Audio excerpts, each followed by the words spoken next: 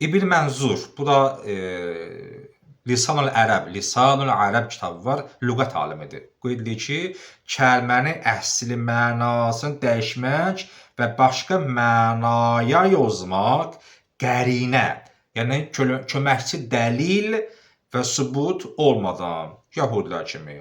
Nisa 46, maddə 13. Bunlar qeyd edin, bu dediyim cümlə sübutdur. Rağib İsfahani, bu da lüğət alimidir, lüğətşünas alimdir. Onun kitabı var, Əl-Müfrədat. Orada deyir ki, iki mənası olan kəlməni yalnız bir mənaya yozmaq. Məsələn, bu kəlmənin iki mənası var.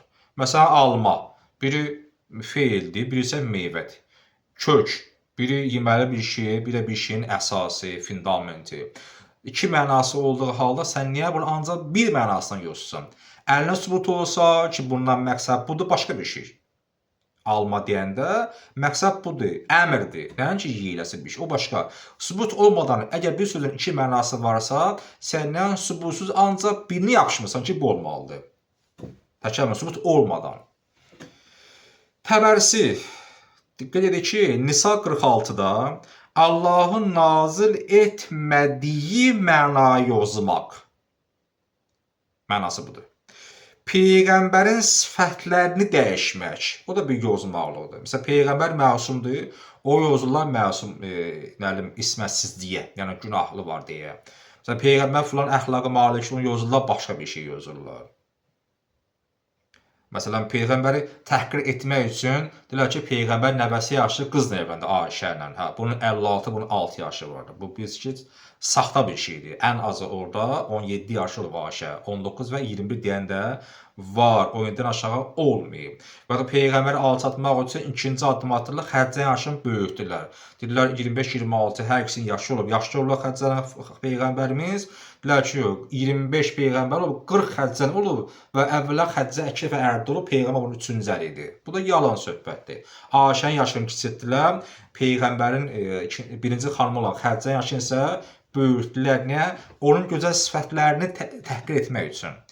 Təhrif eləmək üçün, onu təhqir etsinlər deyə.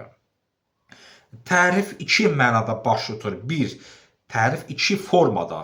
Təhrif iki formada baş tutur. Bunlar hamısı həqiqətən tarixdir. Biz bunları bilsə bir çox şey bilirik.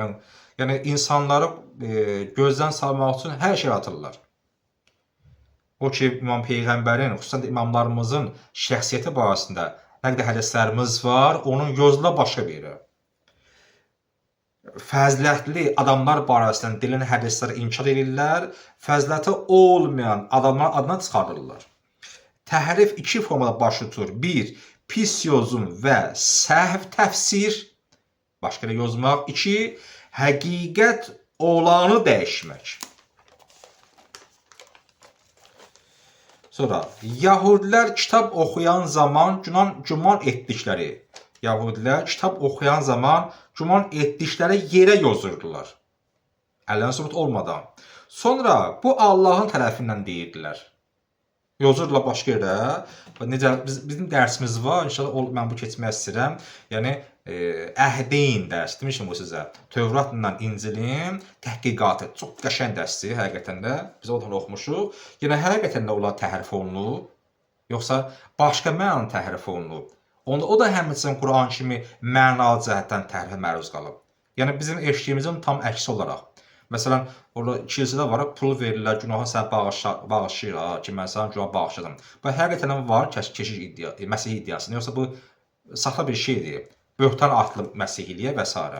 Deyir, bax, bu Yahudilər kitab oxuyan zaman güman etdikləri yerə yozurdular. Sonra deyirlər ki, bu Allah tərəfindəndir. Ayəmiz Al-İmran 78. Şə'rani, bu da alim dedi ki, məvadi'ih Quran ayəsidir. Yəni, yeri, onun yerindən dəyişməlik, ən məvadi'i, kəlmənin yerindən dəyişməlikdən məqsəd kəlmələrin məna və məfhumudur. Nə məna anlaşılır?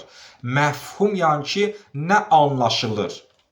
Oxumuşu demişəm sizə, məntuq, mən danışıram, nitq söylürəm, danışılan sözdür.